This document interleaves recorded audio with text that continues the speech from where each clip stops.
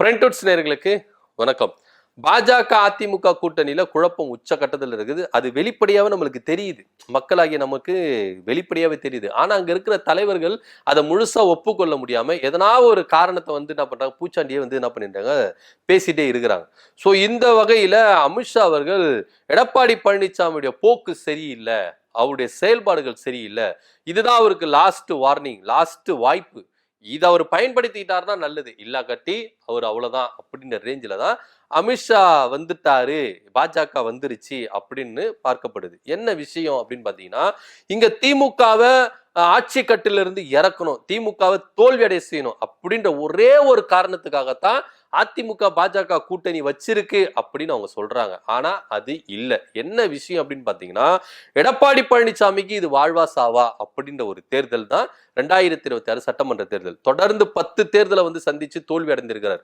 மக்கள் மத்தியில மட்டும் இல்ல, அதிமுகவிலேயே அவருக்கு ஒரு பெரும்பான்மை கிடைக்கல, ஒரு நம்பிக்கை இல்ல, ஒரு பெருந்தலைவரா ஒரு வரல அப்படின்றது தான் நிதர்சனமான உண்மை.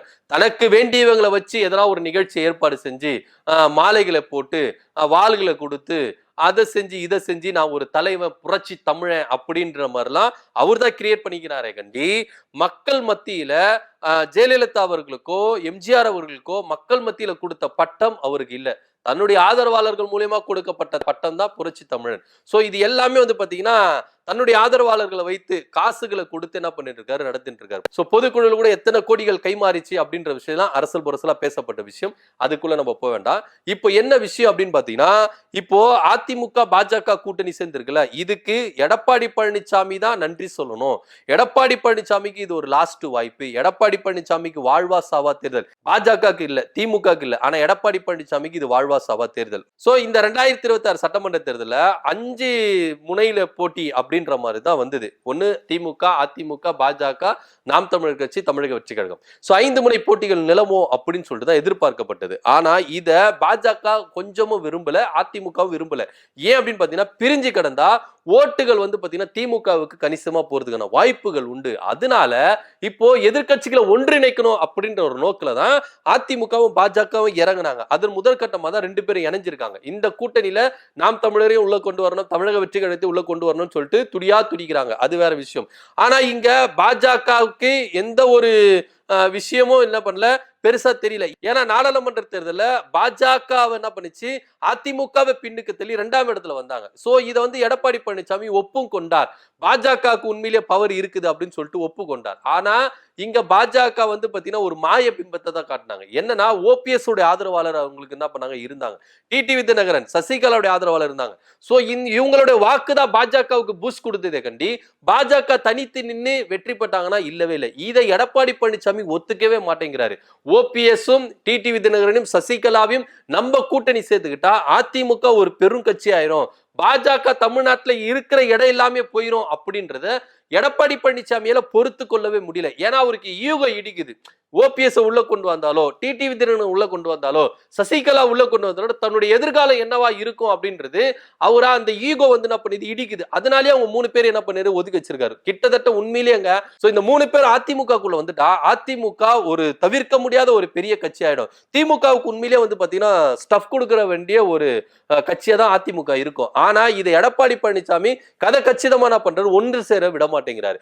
இதை தான் எல்லாரும் என்ன பண்றாங்க, எதிர்த்துட்டு இருக்காங்க. ஓபிஎஸ் இருக்கட்டும், டிடிவி தினகரன் ஆகட்டும், சசிகலா இருக்கட்டும். உண்மையும் இதுதான் கூட. ஆனா இங்கதான் பாஜக பிரித்தாளும் சூழ்ச்சியை கடைபிடிக்கிறாங்க. என்ன அப்படின்னு பாத்தீங்கன்னா, பாஜகவுக்கு நல்லாவே தெரியும் 2024 ஓபிஎஸ், டிடிவி தினகரன், சசிகலா 3 பேரும் நம்ம கூட இருந்தனாலதான் இந்த ஓட்டு நம்மளால வாங்க முடிஞ்சது அப்படின்றது அவங்களுக்கு நல்லாவே தெரியும்.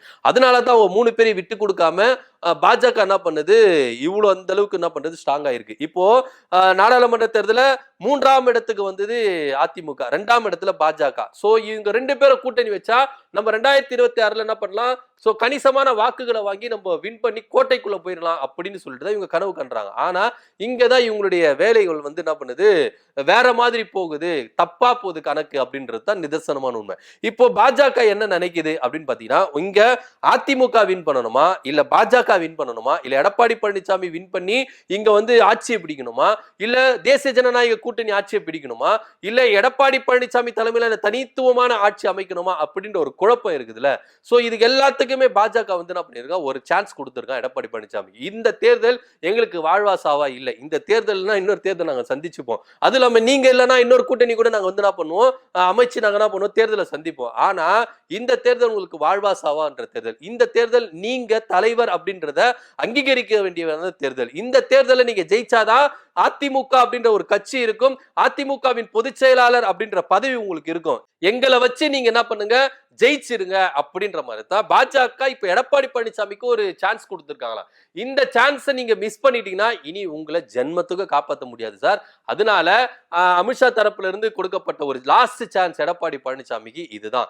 இந்த சான்ஸை நீங்க பயன்படுத்திட்டீங்கன்னா நீங்க தான் அடுத்த பொதுச் செயலாளர். அதிமுக அப்படின்ற ஒரு கட்சி இருக்கும், இல்ல கட்டி இந்த கட்சியே இருக்காது அப்படின்ற மாதிரி சொல்லியிருக்கு. இப்ப எடப்பாடி பழனிசாமி என்ன பண்றது ஏது பண்றதுன்னு பேச தெரியாம இருக்கிறாரா. ஏன் அப்படின்னு பாத்தீங்கன்னா இங்க கூட்டணி ஆட்சிதான் அப்படின்னு சொல்லிட்டு பாஜக அரைக்கூவல் கூவும் பொழுது எடப்பாடி பழனிசாமி அமைதியாவே இருக்கிறாரே ஏன் ஏன் ஏன் அப்படின்னு சொல்லிட்டு எல்லாருக்குமே கேள்வி வந்திருக்கும். அந்த ஏனுக்கு பின்னாடி இருக்கிற பதில் இதுதான். எடப்பாடி பழனிசாமிக்கு தான் இந்த தேர்தல் வந்து பாத்தீங்கன்னா ஒரு வாழ்வா சாவா தேர்தல், பாஜக இல்ல. ஏன்னா பாஜக அதிமுக அதாவது எடப்பாடி பழனிசாமி இல்லாம நாடாளுமன்ற தேர்தலில் நின்று ப்ரூவ் பண்ணிட்டாங்க. அதிமுக 3ஆம் இடத்துக்கு தள்ளி 2ஆம் இடத்துக்கு வந்திருக்காங்க. சோ எடப்பாடி பழனிசாமிக்கு இது ஒரு பயத்தையே ஏற்படுத்தி இருக்கு. ஒருவேளை 2026 சட்டமன்ற தேர்தல இதே மாதிரி நம்ம தனிமையா நின்னா நம்ம ரொம்ப 4வது இடம் 5வது இடத்துக்கு டெபாசிட் 234 டெபாசிட் இழந்துருவோம், பாஜக நம்மளுக்கு முன் வந்துருமோ அப்படின்ற பயம் எடப்பாடி பழனிசாமிக்கு இருந்தனாலதான் பாஜகவை பயன்படுத்தி நம்ம இந்த தேர்தலை வின் பண்ணிட்டா நமக்கு கட்சியும் இருக்கும் பதவியும் இருக்கும் அப்படின்ற ஒரு நம்பிக்கையில தான்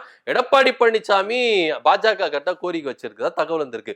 சோ அதனாலதான் பாஜக ஆரம்பத்துல இருந்தே கூட்டணி ஆட்சின்னு சாஃப்டா சொல்லிட்டு வந்தாங்க. இப்ப அதிரடியா என்ன பண்றாங்க சொல்றாங்க கூட்டணி ஆட்சி தான் கன்ஃபார்ம், அதுல எந்த வித மாற்று கருத்து இல்ல. ஆரம்பத்துல கூட்டணி ஆட்சி அப்படின்றத எதிர்த்து வந்த எடப்பாடி பழனிசாமி இன்னைக்கு சைலண்டா இருக்கிறார்னா அதுக்கு காரணமும் இதுதான். ஏன்னா பாஜக கொடுத்திருக்கிற சான்ஸ் எடப்பாடி பழனிசாமிக்கு, எடப்பாடி பழனிசாமி பாஜகவுக்கு சான்ஸ் கொடுக்கல, பாஜக தான் எடப்பாடி பழனிசாமி சான்ஸ் கொடுத்திருக்கு. சோ அதன் அடிப்படையில தான் எடப்பாடி பழனிசாமி சைலண்டாவே இருக்கிறார். ஏன்னா இந்த தேர்தலை வின் பண்ணாதான் ஐயாவுக்கு கட்சியும் பதவியும். அதனாலதான் எடப்பாடி பழனிசாமி என்ன பண்றாரு, ரொம்பவே பம்பின்னு இருக்கிறாரு. அமித்ஷா அவர்களுக்கும் பாஜகவுக்கும் ரொம்ப சைலண்டாவே போயிட்டு இருக்கிறாரு. காரணம் இதுதான். இதுல இன்னொரு அடிஷனலா ஒரு தகவல் என்ன அப்படின்னு பாத்தீங்கன்னா, கொஞ்ச நாளைக்கு முன்னாடி வந்து பாத்தீங்கன்னா ஆர் ராசா அமித்ஷாவை கடுமையா விமர்சிச்சார். இதுல கூட்டணி கட்சி தலைவர்களில் ஒருவரான அமித்ஷாவை கண்டித்து பேசியிருக்கிறார் ஆர் ராசா. ஆனா இத எடப்பாடி பழனிசாமி ஆர் ராசாவை கண்டித்து ஒரு அறிக்கை கூட விடலையே. அப்படின்னா இவங்க 2 பேருக்குள்ள கேப் வந்துருச்சு அப்படின்றது ஒரு உண்மையா இருக்குது. சோ எடப்பாடி பழனிசாமி என்ன நினைக்கிறார்னா, நான் பாஜக கூட இருந்துதான் நான் ஜெயிக்கணும்னு ப்ரூஃப் இல்ல, விஜய்னு ஒருத்தர் இருக்கிறாரு, தேமுதிகன்னு ஒண்ணு இருக்குது, இவங்க கூட கூட்டணி வச்சு நான் ஜெயிச்சிட்டேன்னா நான் வந்து பாத்தீங்கன்னா தலைவர் அப்படின்றத ப்ரூவ் பண்ணிடுவேன் அப்படின்னு சொல்லிட்டுதான் எடப்பாடி பழனிசாமி கணக்கு போடுறாரு அப்படின்ற ஒரு தகவலும் முன்வைக்கப்படுது. ஆனா இதுல உண்மையிலே வந்து பாத்தீங்கன்னா எடப்பாடி பழனிசாமி இங்கதான் மிஸ்டேக் பண்றாரு. உங்களுக்கு பாஜகவும் வேணாம், தமிழக வெற்றி கழகமும் வேணாம், ஓபிஎஸ் அதாவது உங்கள் உடன்பிறப்புகளா இருந்த உங்களோடு கூட பயணிச்சிருந்த ஓபிஎஸ்ஸையும் டிடிவி தினகரும் சசிகலாவையும் நீங்க சந்தித்து அதிமுகவை ஒன்றி இணைத்து விட்டால் நீங்க ஜெயிக்கிறதுக்கான வாய்ப்புகள் ஒரு 50% கூட இருக்குதுங்க. அதுல எந்த வித மாற்று கருத்து இல்லை. இப்ப பாஜக கூட கூட்டணி வச்சார்ல, எதிர்கட்சியா போய் உட்காருவாரா அப்படின்ற கூட ஒரு சந்தேகம் வந்துருச்சு கூட இருக்கிறவங்களுக்கு. சோ அதனால இப்ப என்ன பண்றாங்கன்னா, அண்ணே நம்ம எதிர்கட்சியா தான் போய் உட்காரணும், அதுக்குன்னா நீங்க என்ன பண்ணுங்க இவங்களை கூப்பிடுங்க அப்படின்ற ரேஞ்சில தான் என்ன பண்றாங்க, கதறாங்க. அதிமுக இருக்கிறவங்க கதறாங்க, ஐயா பாஜகவும் வேணாம், வெளியில இருக்கிறவங்க எல்லாரையும் ஒருங்கிணைந்து அதிமுகவா நீங்க நில்லுங்க, அதுவே உங்களுக்கு வந்து பாத்தீங்கன்னா நல்ல ஒரு வாய்ப்பை ஏற்படுத்தி தரும் அப்படின்னு சொல்லிட்டு இப்போ திமுகவுக்கு ரூட் கிளியர் ஆயிடுச்சு. அதுல எந்த வித மாற்று கருத்தே இல்ல. ஏன் அப்படின்னு பாத்தீங்கன்னா அவங்க சூப்பரா என்ன பண்றாங்க போயிட்டு இருக்காங்க. என்னதான் நீங்க வந்து தேன் கூட்ட கலைக்கிறதுக்கு வந்து நீங்க வந்து கல்லடிச்சு போலாம், அந்த தேனி வந்து உங்களை தான் கொட்டிட்டு திருப்பி போத கண்டி அங்க வந்து உடையிற மாதிரியே தெரியல. அந்த கூட்டணி அவ்வளவு ஸ்ட்ராங்கா இருக்கு. எந்த சிமெண்ட்ல வச்சு கட்டினாங்கன்னு தெரியல, அந்த அளவுக்கு அந்த கூட்டணி வந்து ஸ்ட்ராங்காவே இருக்கு. சோ அதனால இங்க வந்து பேஸ்மெண்டே ரொம்ப வீக்கா இருக்கு, பில்டிங் எப்படி ஸ்ட்ராங்கா இருக்கும், அங்க எல்லாமே ஸ்ட்ராங்காவே இருக்கு. அதிமுக பாஜக கூட்டணி பேஸ்மெண்டே ரொம்ப வீக்கா இருக்கு, பில்டிங் எப்படி ஸ்ட்ராங் ஆகும், லைட்டா ஒரு காத்தடிச்சால பில்டிங் விழுந்துற மாதிரி இருக்குது. அந்த மாதிரி ஒரு சூழ்நிலை தான் அதிமுக பாஜக கூட்டணி போயிட்டு இருக்கு. இதன் மத்தியில எடப்பாடி பழனிசாமிக்கு பாஜக கொடுக்கிற லாஸ்ட் சான்ஸ், இதை பயன்படுத்திக்கங்க அப்படின்னு சொல்லிட்டு பாஜக இருந்து ஒரு விஷயத்தை வந்து என்ன பண்ணிருக்காங்க சொல்லியிருக்காங்க. இது எடப்பாடி பழனிசாமி பயன்படுத்தி பாரா மாட்டாரா இல்ல அவருடைய ஈகோனால இதையும் கோட்டை விட்டுட்டு 10 தோல்வி பழனிசாமி அப்படின்ற பேர் போயிட்டு நிரந்தர தோல்வி பழனிசாமி அப்படின்ற ஒரு பேர் வந்துருமோ அப்படின்ற ஒரு விஷயம் இருக்கு. ஆனா இதுலதான் இன்னொரு ட்விஸ்ட் இருக்கு. இந்த தேர்தல தோத்துட்டாருன்னா அதிமுகலே அவர் இருக்க மாட்டாரு, தலைவர் பதவி அவருக்கு இருக்காது அப்படின்றதுதான் நிதர்சனமான உண்மை.